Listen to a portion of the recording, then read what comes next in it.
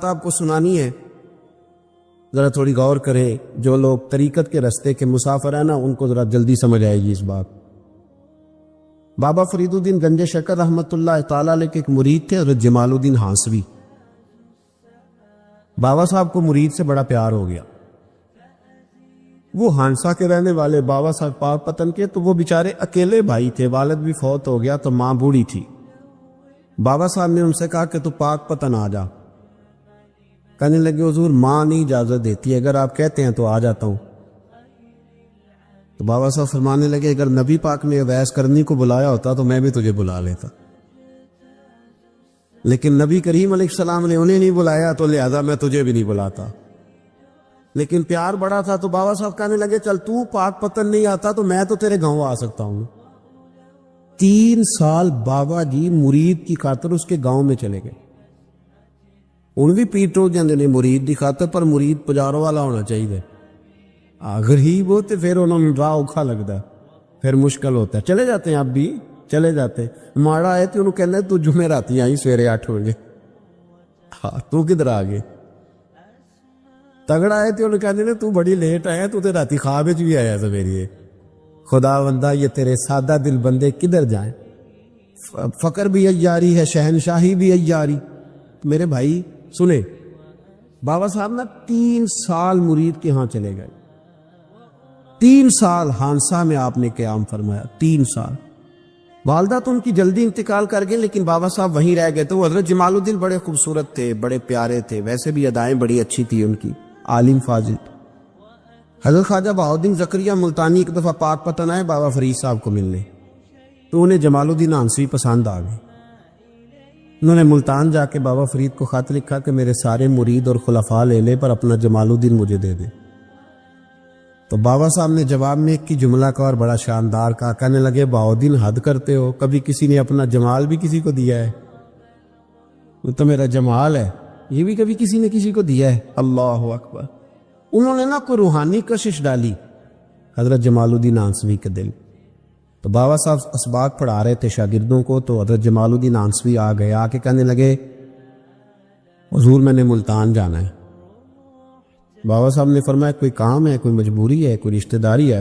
سمجھ گئے بابا فرید صاحب کے معاملہ پیچھے سے گڑبڑ ہو گیا، کیا مسئلہ ہے؟ کہنے لگے حضور میں نے حضرت بہاؤالدین زکریا سے ملنا۔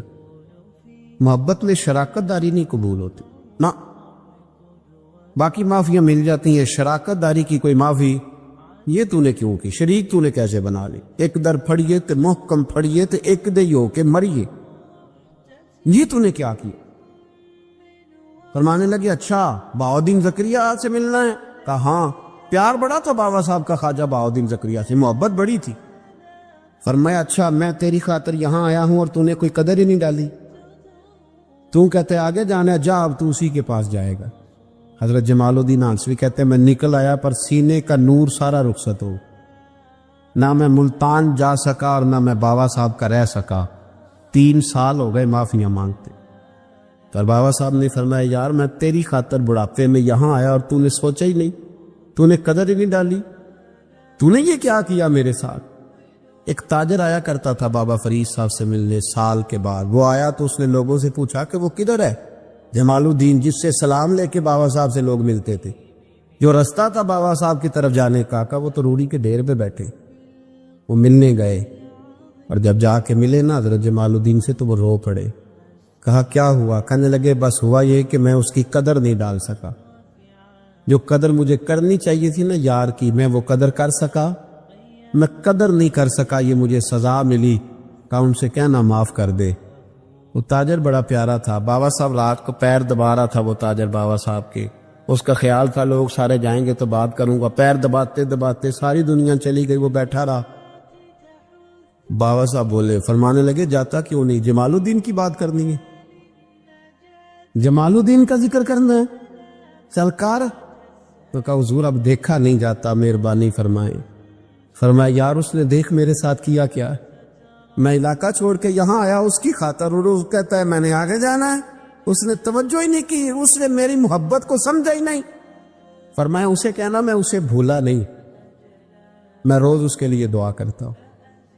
جا تو کہتا ہے تو اسے لے آ، حضرت جمال الدین ہانسوی جب آئے نا، اللہ والے پھر بھی سامنے والے پہ الزام نہیں ڈالتے، جب آئے نا تو کمزور ہو گئے تھے، وجود کمزور ہو گیا، آنکھیں باہر نکل آئیں، تو حضرت بابا صاحب انہیں دیکھ کے نا انہیں پھر بھی کچھ نہیں کہا، کہنے لگے فرید الدین، اپنے آپ کو ہی مخاطب، فرید الدین یہ تو نے کیا کیا؟ کوئی اپنے جمال کا اس طرح کا حال بھی کرتا ہے؟ ان کو جب معافی ملی تو وہ رو پڑے، کہنے لگے حضور میرے لیے دعا کریں، اب میں رضا میں ہی پردہ کر دوں۔ ان کا انتقال ہوا اور بابا صاحب نے خود جنازہ پڑھایا۔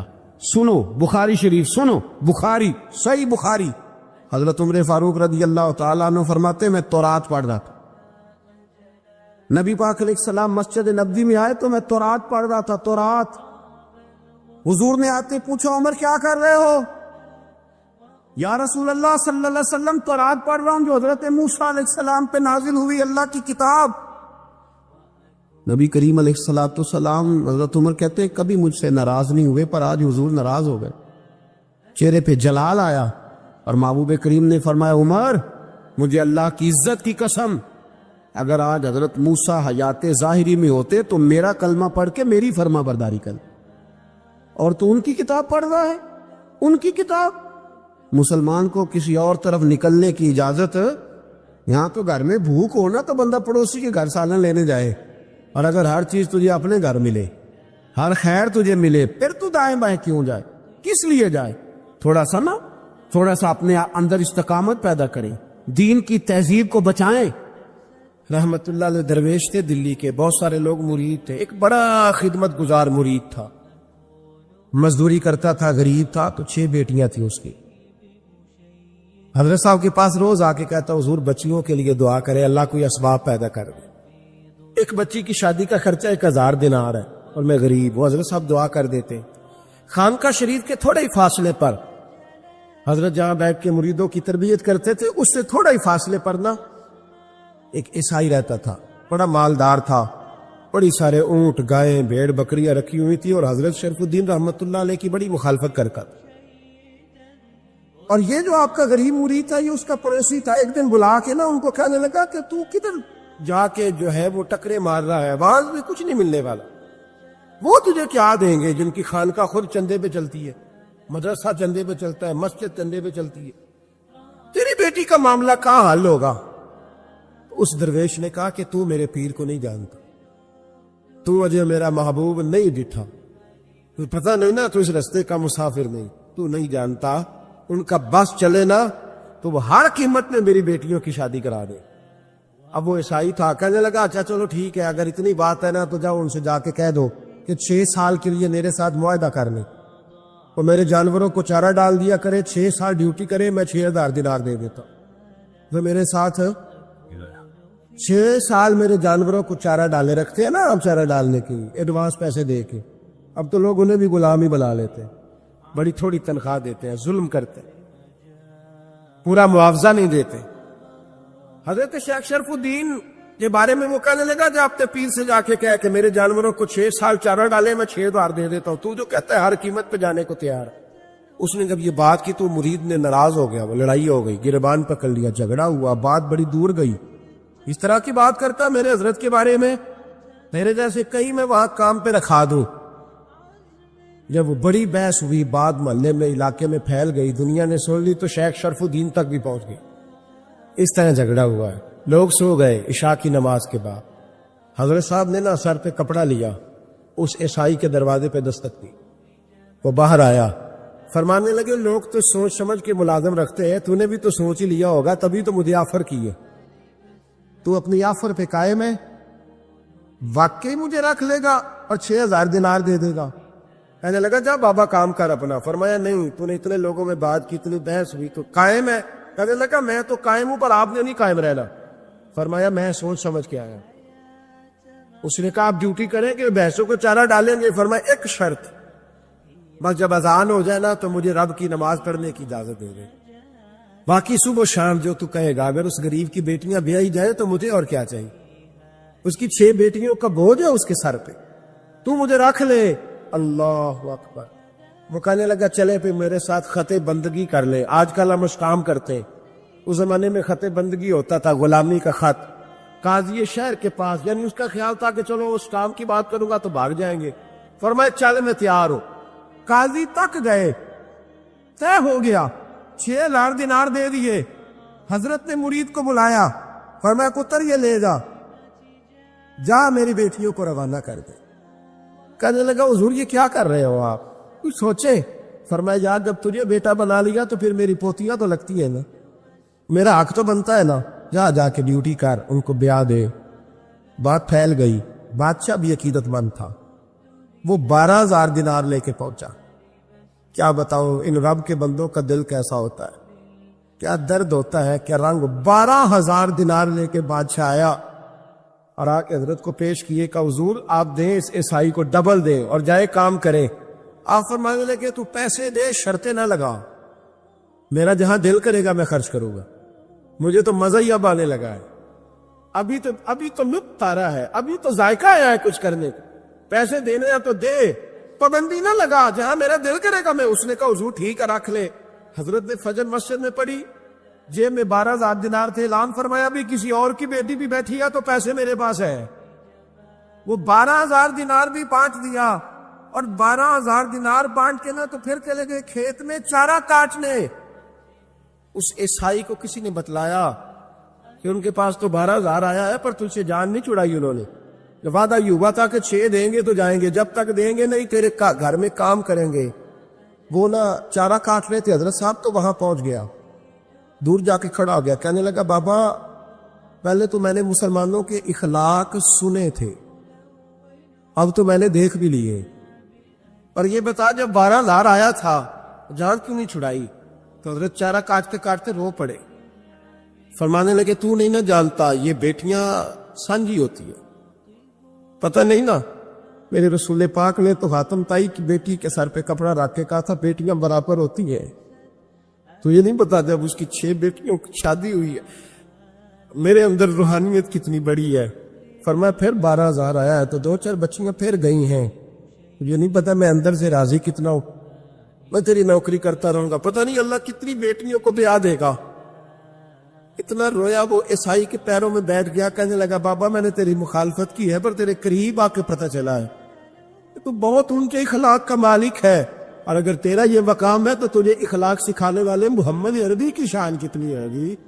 امام مالک کے پاس ایک بندہ آیا، اس نے کہا حضور میں درزی ہوں، ایک ظالم بادشاہ مجھ سے کپڑے سلواتا ہے، میں تو ظالموں کا مددگار نہیں نا، ایک ظالم بادشاہ مجھ سے، حضور میں تو مددگار نہیں نا ظالموں کا، جو فرمایا ظالموں کا مددگار بھی ظالم ہوتا ہے، تو کپڑے لے کے آتا ہے میں سی کے دے دیتا ہوں، ذمہ داری نہیں۔ یہ ایک آدمی دکاندار ہے، اس سے کوئی بندہ چیز خریدنے آئے گا تو تھوڑی کہے گا میں نے نہیں دے دی، تو دے گا۔ کوئی بندہ اگر کسی شخص سے کوئی کام کہتا ہے جو اس کی فیلڈ ہے، اس کا شعبہ ہے، اس کا معاش کا وہ سلسلہ ہے، کہتے یا رسول اللہ صلی اللہ علیہ وسلم ظالموں کا مددگار بھی ظالم، حضور نے فرما دیا۔ تو امام مالک سے بندے نے مسئلہ پوچھا، دل کی تختی پہ لکھنے والی باتیں ہیں، کہا حضور میں درزی ہوں، ظالم کپڑے سلواتے، میں تو مددگار نہیں نا۔ امام صاحب کہنے لگے نہیں، مددگار تو وہ ہوگا جو تجھے سوئی دھاگا فراہم کرے گا، تو تو پورے کپڑے سی کے دیتا ہے، تو خود بہت بڑا ظالم، تو پورے سوٹ سی کے دیتا ہے، تو بہت بڑا ظالم خود ہے۔ مددگار تو وہ ہوگا جو تجھے دھاگا دے گا، جو تجھے بٹن دے گا، جو تجھے نلکی دے گا، جو ظالم سے اتنی نفرت ظلم کر کے بنتا ہے۔ یہاں تو ہمارے زمانے میں ہیرو بن جاتے ہیں لوگ، ظالم ہیرو ہے، لوگ اس سے ڈرتے پھرتے گھومتے پھرتے، اور بہت سارے کم مزاج لوگ اس کے پیچھے ہاتھ باندھ کے پھرتے ہیں۔ ظالموں کی مدد کرنا، ظالموں کے ساتھ رہنا، یہ ظلم ہے، ظلم، یہ زیادتی ہے۔ میرے نبی پاک صلی اللہ تعالی علیہ وآلہ وسلم نے ارشاد فرمایا، یاد رکھو رب فرماتا ہے میں مظلوم کی مدد ضرور کروں گا، چاہے جلدی کروں چاہے دیر سے کروں، میں مظلوم کی مدد۔ اور حضور صلی اللہ علیہ وسلم نے فرمایا ہے، حضرت معاذ بن جبل کہتے ہیں حضور نے مجھے یمن کا گورنر بنایا، جب میں جانے لگا نا تو حضور نے بڑی نصیحتیں کی، بخاری میں موجود ہے، فرماتے جب میں پلٹنے لگا تو میرے رسول نے فرمایا معاذ ایک منٹ ٹھہر جا، ایک بات میری یاد رکھنا، اس کو نہ بھولنا۔ کہا حضور کیا؟ فرمایا دیکھنا کسی پہ ظلم نہ کر بیٹھنا، کہیں تجھ سے زیادتی نہ ہو جائے۔ محبوبہ پھر حضور نے فرمایا سن میرے معاذ، میں تجھے گورنر بنا رہا ہوں، زیادتی نہ کر بیٹھنا، یا رسول اللہ صلی اللہ علیہ وسلم کیا ہوتا ہے؟ تو میرے کریم نے فرمایا جب مظلوم دعا کے لیے ہاتھ اٹھاتا ہے تو عرش کا مالک کہتا ہے فرشتوں پیچھے ہٹ جاؤ، عرش کا مالک کہتا ہے فرشتوں پیچھے ہٹ جاؤ، دروازے کھول دو۔ فرمایا مظلوم اور رب کے درمیان شے حائل کوئی نہیں۔ بڑے غور کے ساتھ سورہ مومنون کی ان ابتدائی آیات پر غور کرنا چاہیے۔ رب فرماتا ہے قد افلح المؤمنون، تحقیق مومن کامیاب ہو گئے۔ کون سے مومن؟ الذین ہم فی صلاتہم خاشعون، وہ جو اپنی نمازوں میں گڑ گڑانے والے ہیں، خشوع کے ساتھ، عاجزی کے ساتھ، انکساری کے ساتھ، ذوق کے ساتھ نماز پڑھنے والے ہیں۔ والذین ہم عن اللغو معرضون، اور وہ جو بیہودہ باتوں سے منہ پھیرنے والے، لغویات سے اپنا رخ پھیرنے والے، سنجیدہ لوگ۔ پھر ارشاد فرمایا والذین ہم للزکاۃ فاعلون، جو زکوٰۃ دینے کا کام کرنے والے ہیں۔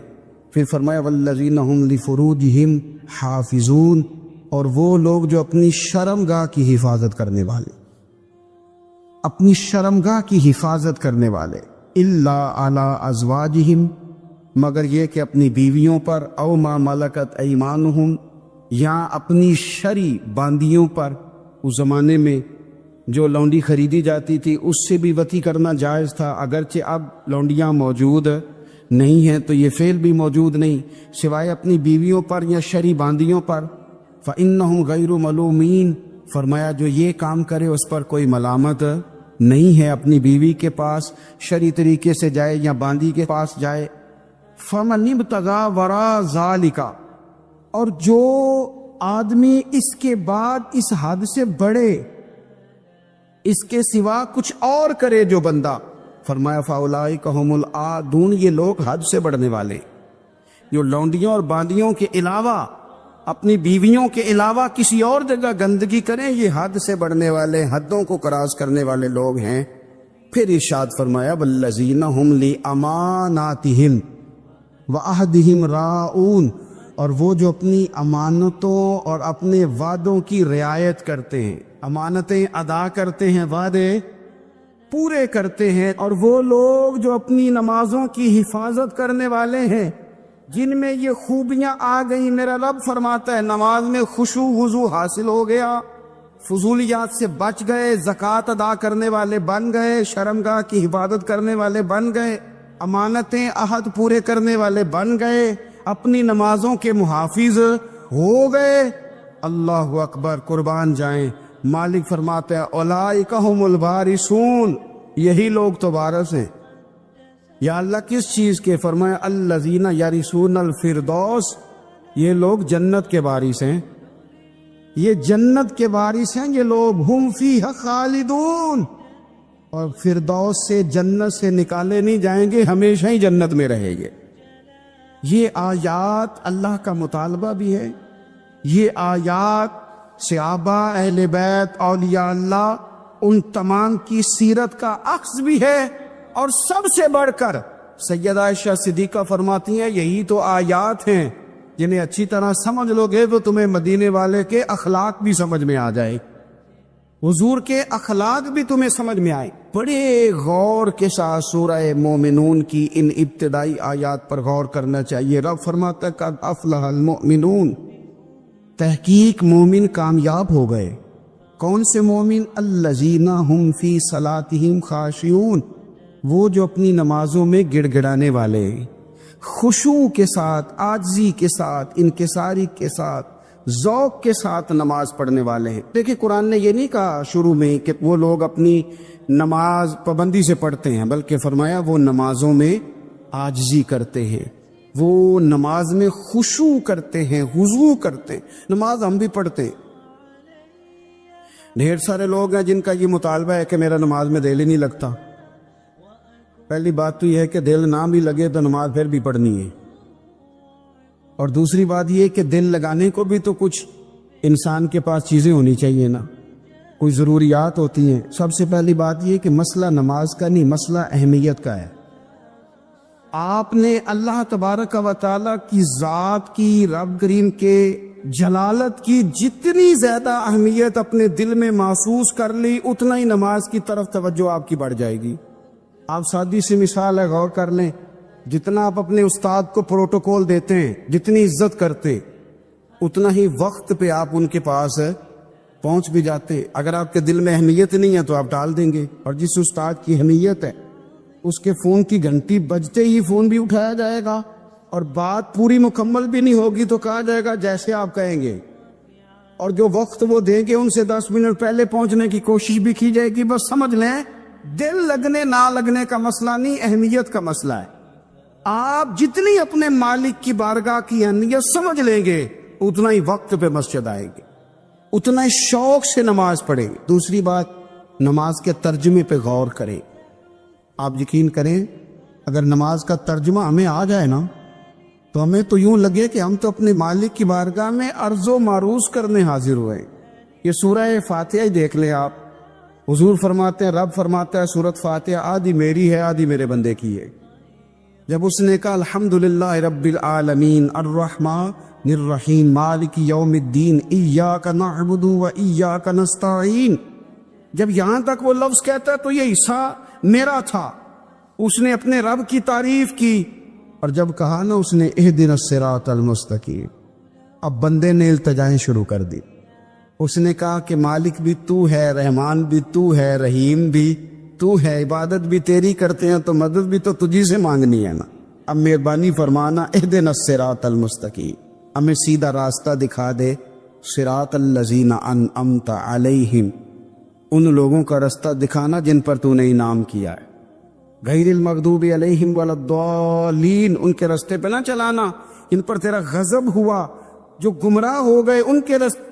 تو نماز میں جب ترجمے پر آپ کا غور ہوتا ہے تو آپ کا تو دل خود بخود لگ جاتا ہے، شوق پڑ جاتا ہے آپ کا۔ تو اتنی چیزیں ہم زندگی میں یاد کرتے ہیں، تو اگر ترجمہ بھی نماز کا یاد کر لیں اور پھر شوق سے پڑھیں تو آپ یقین کریں طبیعت کھنچی چلی آئے گی۔ ہمارے ہاں کچھ لوگ نماز پڑھتے ہیں پر بڑی لاپرواہی سے پڑھتے، کبھی ادھر دیکھتے ہیں کبھی ادھر دیکھتے ہیں، کبھی بال سہلاتے، اور میں نے دیکھا ہے سجدے جا رہے ہیں تو سیانے سیانے بندے کبھی کپڑے کو چھیڑ رہے ہیں کبھی جگہ کو چھیڑ رہے ہیں۔ میرے نبی کریم صلی اللہ تعالی علیہ وسلم نے فرمایا ان لوگوں کا کیا حال ہے جو اپنی نماز میں نظریں آسمان کی طرف اٹھاتے ہیں، رکوع سے اٹھے تو اوپر دیکھنا شروع کر دیا، کیا حال ہے ان کا۔ اور پھر حضور نے ایک موقع پر تو سختی فرمائی، فرمایا جو نماز پڑھتے اپنی نظریں آسمان کی طرف اٹھاتا ہے وہ باز آ جائے، ورنہ ایسا نہ ہو کہ رب اس کی آنکھیں ہی چھین لے، باز آ جائے اس کام سے۔ خشوع کے ساتھ نماز پڑھے، عاجزی کے ساتھ نماز پڑھے، اس کا دل لگا ہوا ہو نماز کے اندر۔ میرے نبی پاک صلی اللہ تعالی علیہ وآلہ وسلم کے غلام حضرت انس بن مالک رضی اللہ تعالی عنہ فرماتے کہ رسول پاک صلی اللہ علیہ وسلم نے مجھ سے فرمایا تھا کہ بیٹے نماز میں ادھر ادھر دیکھنے سے بچو، کیونکہ فرمایا نماز میں ادھر ادھر توجہ کرنا یہ بندے کو ہلاک کر دیتا ہے، ہلاکت ہے اس میں اگر تم نے ادھر ادھر توجہ کی۔ نماز تم مالک کی بارگاہ میں کھڑے ہو اور تم دیکھ ادھر ادھر رہے ہو، تو ایک تو نماز عاجزی کے ساتھ۔ پھر فرمایا والذین ہم عن اللغو معرضون، وہ لوگ جو فضول باتوں سے، لغویات سے اپنا منہ پھیر لیتے ہیں، فضولیات سے۔ ہمارے ہاں نا بہت سارے لوگ ایسے ہیں کہ بلا وجہ ان چیزوں میں دلچسپی لیتے ہیں جو ان کے مطلب کی نہیں ہے، ان کے مطلب کی مطلب آپ کسی سے ملنے کہتے کیا حال ہے، ٹھیک ہے جی، بچوں کا کیا حال ہے، ٹھیک ہے، بچے کتنے ہیں؟ تو بھئی آپ کو جب پتہ ہی نہیں تھا کتنے ہیں تو حال کیوں پوچھا آپ نے؟ آپ کرتے کیا ہیں؟ آپ کا بڑا بھائی کیا کرتا ہے، چھوٹا بھائی کیا کرتا ہے، ابا جی کیا کرتے؟ بھئی آپ کے مطلب کی بات نہیں، آپ مطلب کی مقصد کی بات کریں، بے مقصد باتوں میں الجھنے کی ضرورت نہیں ہے۔ دیکھیں اپنا ادارہ میں چلاتا ہوں، اپنا گھر آپ چلاتے، اپنی ڈیوٹی آپ کرتے، آپ کو زیادہ بہتر پتہ ہے کہ آپ اپنا گھر کیسے چلا رہے ہیں، مجھے زیادہ بہتر پتہ ہے کہ میں مدرسہ مسجد، مجھے زیادہ بہتر پتہ ہے اس کے اندر کون سی اصطلاح کس طرح کرنی ہے، یہ مجھ سے زیادہ بہتر کوئی بندہ جانتا نہیں۔ اب ہم کیا کرتے ہیں، جب ہم دوسرے کے کام میں مداخلت کرتے ہیں تو دو نقصان ہوتے ہیں، ایک تو اس کے ساتھ ہمارا رائے کا اختلاف ہو جاتا ہے، اور دوسرا ہمارے اپنے بہت سارے کام رہ جاتے ہیں، کیونکہ ہماری توجہ دوسرے کی جانب تھی، اپنے بڑے سارے کام رہ جاتے۔ اس لیے بہت ساری ایسی چیزیں ہیں جن میں بلا وجہ کوئی مقصد نہیں. ہم پرانے لوگوں سے باتیں سنا کرتے تھے, ہمارے بزرگ کہا کرتے تھے جڑے پنڈ جانا نہیں, جڑے پنڈ جانا نہیں وہ راہ پوچھنے دی کی لغویات میں نہ الجھے, فضولیات میں نہ الجھے, یعنی ٹو میں رہنا, ٹو میں. آپ یقین کریں میں نے پرسنلی طور پہ اس چیز کو محسوس کیا ہے کہ ہمارے بہت سارے اہم حقوق صرف اس لیے مس ہوتے کہ ہماری اپنے سے زیادہ توجہ سامنے والے پہ ہوتے. سامنے والے میں نے دیکھا بڑے بڑے عجیب سوال اور بڑے بڑے انوکھے سوال, مطلب یہ کہ اتنی لمبی چوڑی, اور لوگوں کو بڑا پتہ ہوتا ہے یہ فلاں آدمی جو ہے اس کے بچے کتنے ہیں, وہ بیاہ کہاں پہ, کس کس علاقے میں ان کی شادیاں ہوئی. اتنی تفصیلات کی ہمیں ضرورت نہیں ہے, ہم سے تو ہمارے بارے میں پوچھا جائے گا. تو ہمیں اپنا معاملہ بڑا صاف ستھرا. دیکھیں کیا سونی بات کی مدینے والے رسول, قربان جائیں حضور کے جملوں پر. ایک شخص نے پوچھا حضور سونا اسلام کون سا ہے, خوبصورت مسلمان کون ہے؟ تو نبی پاک صلی اللہ علیہ وسلم نے فرمایا وہ خوبصورت مسلمان ہے جو بات اس کے مقصد کی نہیں بے معنی ہے وہ بات وہ چھوڑ دے. بے مقصد باتوں سے الجھنا جو بندہ چھوڑ دے وہ مسلمان بڑا سونا مسلمان ہے. ہم کمزور اس لیے ہوتے ہیں کہ ہماری توجہ زیادہ دوسروں کی باتوں پر پڑتی ہے. پھر فرمایا والذین هم للزکاۃ فاعلون, وہ لوگ جو زکوٰۃ دینے کا کام کرتے ہیں, صدقات کرتے ہیں, خیرات کرتے ہیں, وہ کامیاب ہو جاتے ہیں. پھر فرمایا والذین هم لفروجهم حافظون, وہ جو اپنی شرمگاہ کی حفاظت کرتے ہیں. نوجوان میری بات پر توجہ کریں. فرمایا وہ لوگ جو اپنی شرمگاہ کی, والذین هم لفروجهم حافظون, وہ لوگ جو اپنی شرمگاہ کی حفاظت کرتے. حضور غوث پاک رضی اللہ تعالیٰ عنہ فرمایا کرتے تھے دو چیزیں انسان اپنی سنبھال لینا, ایک پیٹ اور ایک شرمگاہ. تو فرماتے تھے ولایت اس کے بڑی قریب آ جاتی. ہم نہ ان لذات میں الجھ جاتے. سیانے سیانے بندے روٹی کمر سیدھی کرنے کے لیے کھانی چاہیے, زبان کے ذائقے کے لیے نہیں کھانی چاہیے. یہ زبان کا ذائقہ لگ جائے یہ کہیں کا نہیں چھوڑتا انسان. اپنی شرمگاہ کی جو لوگ حفاظت کر لیتے, کوئی بڑے سے بڑا گناہ کرنے سے بھی بندہ کافر نہیں ہوتا, بندہ کفر کرنے سے کافر ہوتا ہے. گناہ بڑے سے بڑا کرنے والا بھی گناہگار ہے, کافر نہیں. لیکن بعض گناہ ایسے ہیں جو جس وقت بندہ کر رہا ہوتا ہے اس وقت وہ مومن نہیں ہوتا. میرے نبی کریم صلی اللہ تعالی علیہ وسلم نے فرمایا جب کوئی شرابی شراب پیتا ہے اس وقت مومن نہیں ہوتا. جب کوئی چور چوری کرتا ہے تو اس وقت مومن نہیں ہوتا. اور جب کوئی زانی زنا کرتا ہے تو تب وہ مومن نہیں ہوتا. اتنی دیر کے لیے اس کے دل سے ایمان نکال لیا جاتا ہے. یہ جو ہمارے لڑکے بن سنور کے نکلتے ہیں, یہ جو میک اپ کا خرچہ لڑکیوں کے برابر لڑکوں کا ہوتا جا رہا ہے, یہ جو لڑکے بھی رات کو چہرے پر کریم لگا کر کے سوتے, یہ بتا سکتے ہیں کہ مقاصد کیا ہے؟ بتا سکتے ہیں؟ یعنی بچے بھی بغیر شیمپو کے بال نہیں دھوتے. مثلا کیا کرنا ہے آپ نے اس کا؟ بڑی بڑی قیمتی چیزیں جو ہیں وہ آپ نے رکھی ہوئی ہیں. مقصد کیا ہے؟ یہ جو ہمارے بچے بن سنور کے نکل رہے ہیں تو کیا دعوت دے رہے ہیں سوسائٹی کو؟ شارٹ نکرے پہن کے جو نکلے ہوئے, اریاں لباس پہن کے نکلے ہوئے. اقبال نے کہا تھا دیار مشرق ہوس میں غلطاں, شباب اریاں شراب اسیاں, جسے بھی دیکھو غری کے اسیاں. ہم ایسی تہذیب کیا کریں گے؟ شباب اریاں, تم نے اپنی